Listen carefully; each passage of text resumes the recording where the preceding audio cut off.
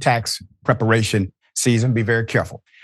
There's a story, tax preparer allegedly scammed nearly 24 people. Put it up full mass. I'm taking you to a story from WSB-TV.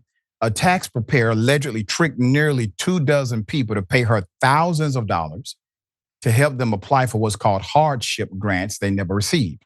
According to WSB-TV, 23 people from 7 different states solicited the help of a Miss Natasha Hodge, a tax preparer in DeKalb County, Georgia. That's right next to Fulton County, Atlanta. Mary Hoyle was trying to find a way to pay for her son's cancer treatments.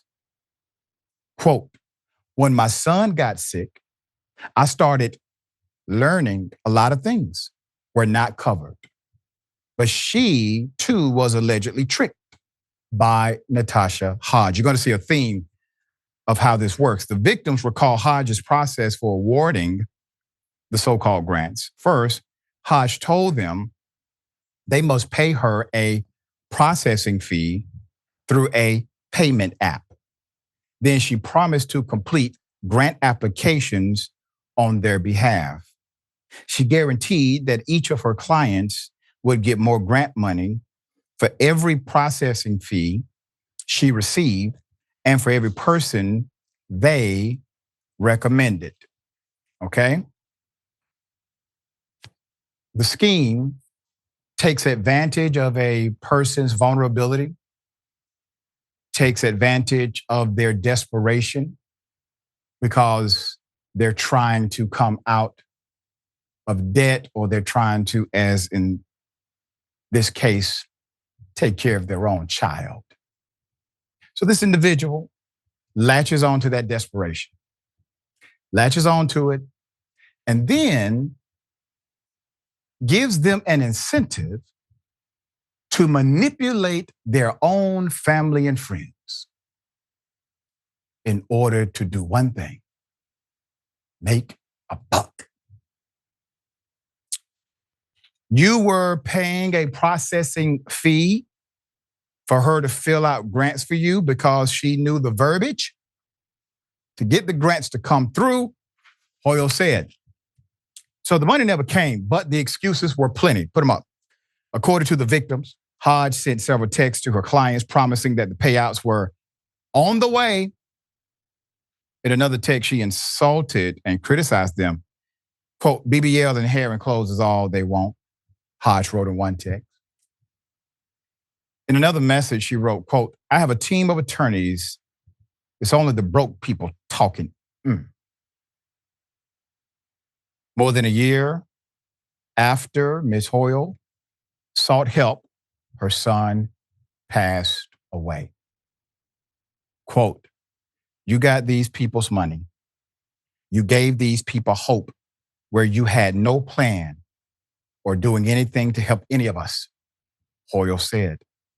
Some victims reported they paid Hodge upwards of $10,000. They were promised $5.6 million in return. Hodge reportedly operated under, now get this, the Black Coalition Foundation. Shame on you. But no such nonprofit under that name is listed as a 501c3 with the IRS. However, she shared that she's still offering loan and grant opportunities under a new organization that she's leading.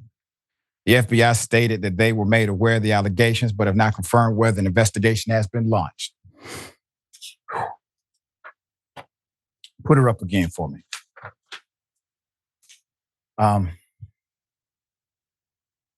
Ma'am.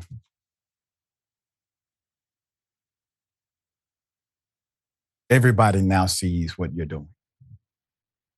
Taking advantage of the vulnerable guarantees one thing.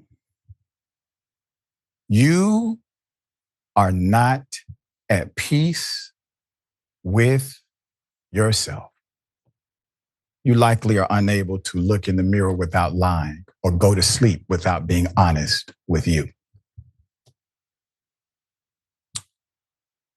utilizing blackness in order to pull off this extremely diabolical manipulation and con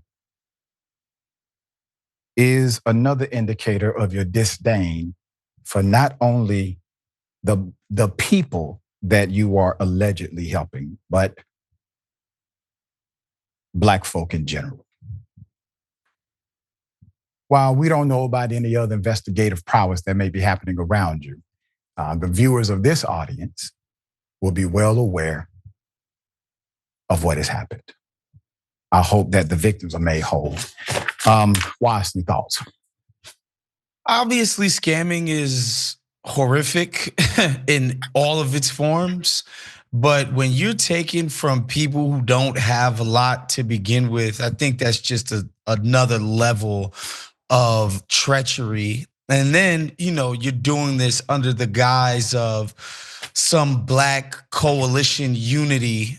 This idea that, and every Black person that you ever meet, believes in this principle that we need to stick together, that we should be trying to uplift each other, and pull each other up as we all rise in this freaking, country that can sometimes be so hard for a lot of us.